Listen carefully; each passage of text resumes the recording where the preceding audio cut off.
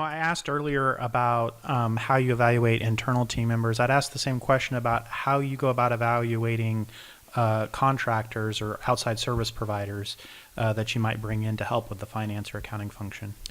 Typically, the basic one that I use is speed, quality, and cost as like kind of a triangle, right?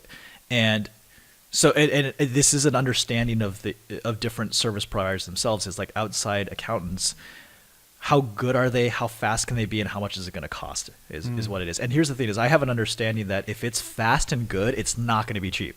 You know, and that's what I try to evaluate. If it's going to be slow but quality, it might be a little cheaper. So I kind of look at it from that angle.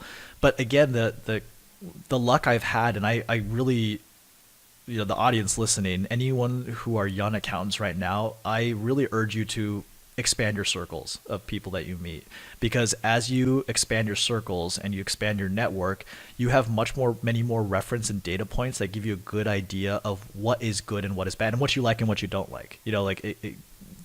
Trying and tasting a lot of different things and seeing a lot of different services, so that when the time comes and you might need someone to help you and assist you with something, that you know who to go to. And that is the case with us a lot. So all the value we bring too is that if we are working, for example, a cannabis client in Oregon right now, is that we can refer the correct people for banking, or even merchant services, or any of those things, payroll, and having those solutions ready is really helpful. So when it comes down to the accounting side of things, I know the general reputation of most firms in town. I know the general reputation of well-known accountants in town.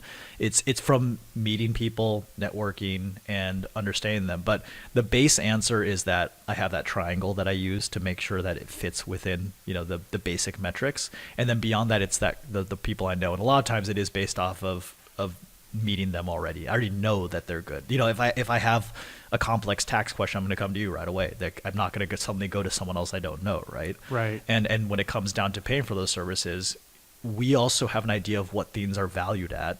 And the market determines that value. We know what that costs. The only time it becomes difficult for us is if we are working with a company or a client, and now we're evaluating a service that we're not familiar with. If someone's asking me about like a marketing cost, I don't know like what that costs generally. That's one where I have to refer to someone else and find that expertise. Sure. Which is why it's helpful if you expand your circles, because if you're talking to different marketers, now you have an idea of how much those things cost.